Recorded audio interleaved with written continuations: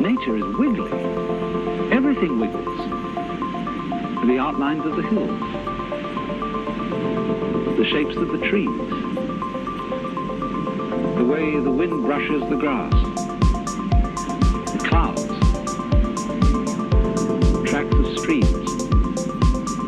It all wiggles. And for some reason or other, we find wiggly things very difficult to keep track of. And you know, we say to people, keep still so that I can see you. Keep still for the camera. And we say, well, let's get things straightened out. Let's get this ironed out. Let's get it all squared away. And then somehow we think we understand things when we have translated them into terms of straight lines and squares. Maybe that's why they call rather rigid people squares. But it doesn't fit nature. You know, wherever human beings have been around and done their thing, you find rectangles. We live in boxes. Our streets, especially across states like Kansas and Nebraska, are laid out in a grid pattern. Why, they even dropped a grid pattern on top of San Francisco with all those hills so that cars run away. Because it seems that the human being really has a very simple kind of mind. And all this wiggliness is too complicated. I don't think it really is complicated. Because after all, it's very simple to move, say to raise something or to open and close your hand. It's perfectly easy, because we don't have to think about it. Things become complicated only when we think about them. And that's because we're trying to translate them into a form of life which is very much simpler and cruder than the forms of life we're talking about. A triangle is very much simpler and cruder than a mountain, even though you may represent a mountain with a triangle.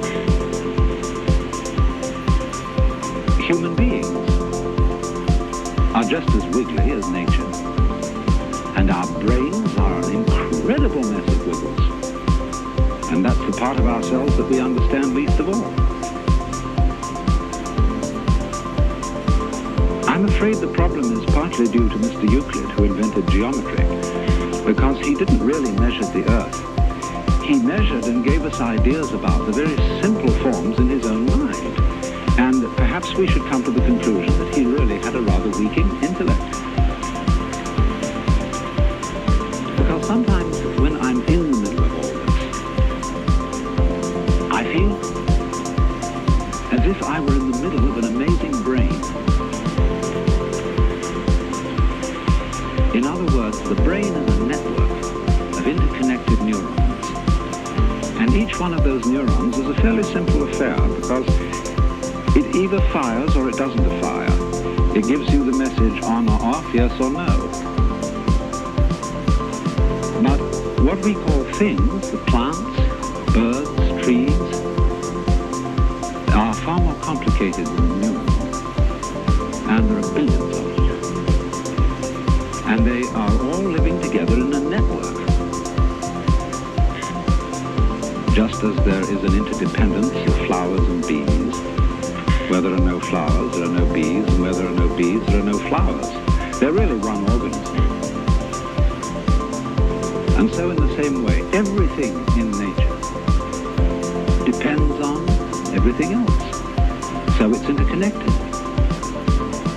And so the many, many patterns of interconnections lock it all together into a unity, which is, however, much too complicated for us to think about, except in very, very simple, crude ways. But I am part of all this.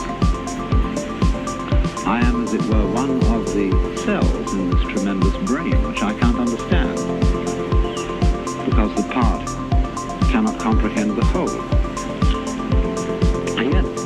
And yet at the same time, time, I don't feel, like so many people seem to feel, that I'm a foreigner or a stranger in this world. Its aesthetic forms somehow appeal to me more than most of the aesthetic forms which men produce. I feel in it as if, in the same way when you see a flower in a field, it's really the whole field that is flowering, because the flower couldn't exist in that particular place without the special surroundings of the field that it had. You only find flowers in surroundings which will support them. So in the same way, you only find human beings on a planet of this kind, with an atmosphere of this kind, with temperature of this kind, supplied by a convenient neighboring star. And so, just as the flower is the flowering of the field, I feel myself as a personing, a manning